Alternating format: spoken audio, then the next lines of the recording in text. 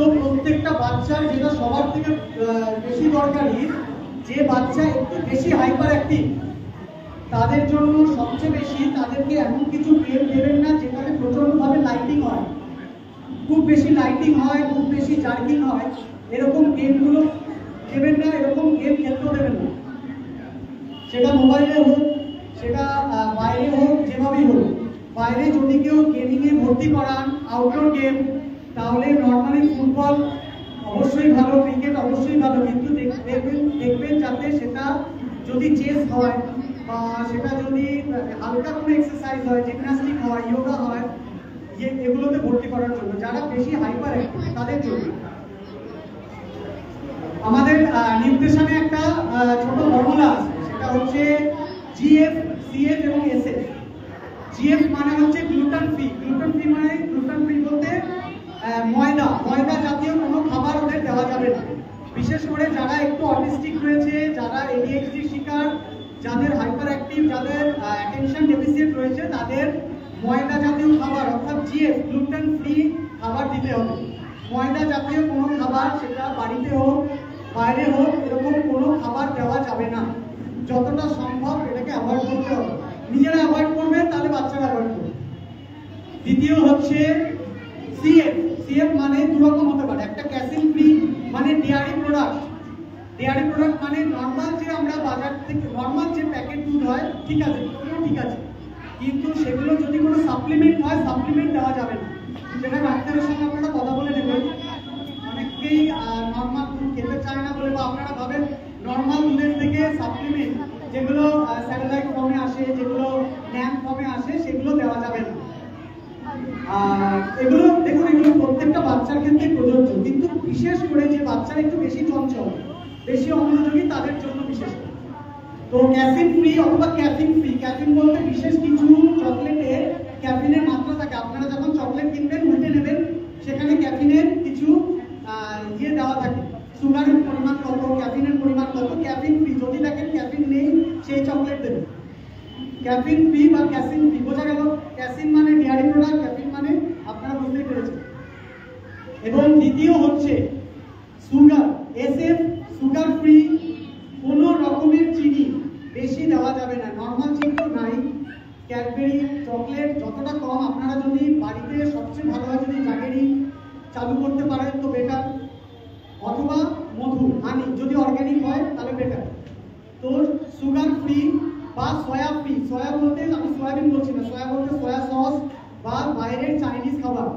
ঘরে যদি আপনারা চাইনিজ খাবার তৈরি করে দিতে পারেন সয়া ছাড়া, সয়া সস ছাড়া, তাহলে ভালো। বাইরের থেকে চাইনিজটাকে একটু কম ইউজ করতে পারেন, যাদের বাচ্চা বেশি হাইপার অ্যাক্টিভ তাদের জন্য।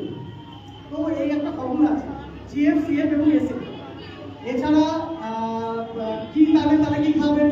তাহলে খাওয়াতে পারেন সবচেয়ে ভালো হয় বাচ্চাদের জন্য ফাইবার। ফাইবার বলতে স্প্রাউটস, ফাইবার বলতে যে কোনো ধরনের nuts, any type of nuts, যে কোনো ধরনের নাটস, যে কোনো ধরনের স্প্রাউটস। প্রোটিন বলতে চিকেন অথবা এগ। এছাড়া কার্বোহাইড্রেট তো অবশ্যই খাওয়াতে হবে, নাহলে এনার্জি লেভেলটা ডাউন হতে থাকবে। এবং কার্বোহাইড্রেটের পরিমাণ সকালে যতটা থাকবে, দুপুরে তার থেকে একটু কম, এবং রাতে তার থেকে আরো কম। তো এইভাবে বাচ্চাদের নিউট্রিশনগুলোকে আমরা আস্তে আস্তে ফলো আপ করতে পারি। আর এগুলো তো যেমন নিউট্রিশনের ব্যাপার, এবং এটা হচ্ছে আমরা যেগুলো করাচ্ছি, আমি আপনাদের একটু বলে দিই। ম্যাডামরাও বলেছে যে আমরা নর্মালি যোগা তো নর্মাল যেভাবেই হোক, আমরা এই যে ম্যাডাম করাবেন, ভূমিকা দিয়ে যে নর্মাল যোগা করাবেন, সেগুলোতে তো উপকার হবে, কিন্তু আমরা তার সাথে যেগুলো অ্যাড অন করছি সেটা হচ্ছে নাটক্রিয়া, যেগুলো মেডিটেশন। এটা ভীষণভাবে উপযোগী। আমরা যখন করাবো তখন আপনারা দেখতে পারবেন, আমরা মোমবাতি জ্বালিয়ে সেটাকে ফোকাস করানো, নাটক্রিয়া, বা একটা যে কোনো বিন্দু এঁকে দিয়ে সেটাকে ফোকাস করানো, এগুলোকে নাটক্রিয়া বলে।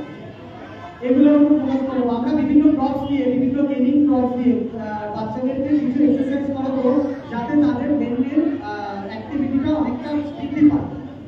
আর প্লাস আমরা বিভিন্ন রকমের ম্যাথমেটিক্স দিয়ে এগুলো করানোর চেষ্টা করবো। তার সাথে প্রাণায়াম।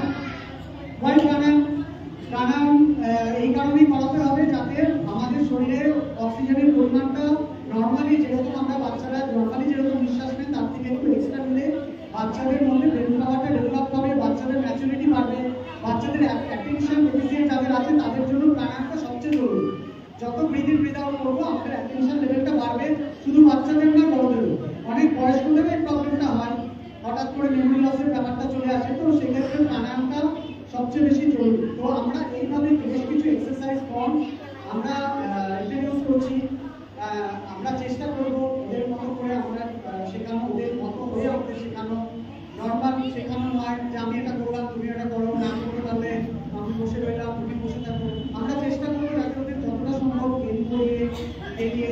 এবং সবচেয়ে বড় কথা, আমাদের মধ্যেও আছেন আমাদের সাইকোলজিস্ট আছেন সার্টিফাইড, যিনি আপনাদের পরে আরো কিছু বক্তব্য দেবেন, এবং তিনিও আমাদের সাথে যুক্ত হয়েছেন। আমরা ভীষণভাবে কৃতজ্ঞ। তিনি আপনাদের সাথে, বাচ্চাদের সাথে তো আর সাইকোলজিক্যাল আলোচনা করা যায় না, তাই প্যারেন্টসরাও আমাদের মান্থলি একবার করে ভিজিট হবে, এবং উনি আমাদের মান্থলি একবার কি দুবার আসবেন এবং তাদের সাথে ভিজিট করবেন, কিভাবে চলবে, কি কতটা প্রগ্রেস হচ্ছে বাচ্চার। আমাদের ট্রেনার প্লাস উনি একসাথে বসে আপনাদের সঙ্গে কিছু আলোচনা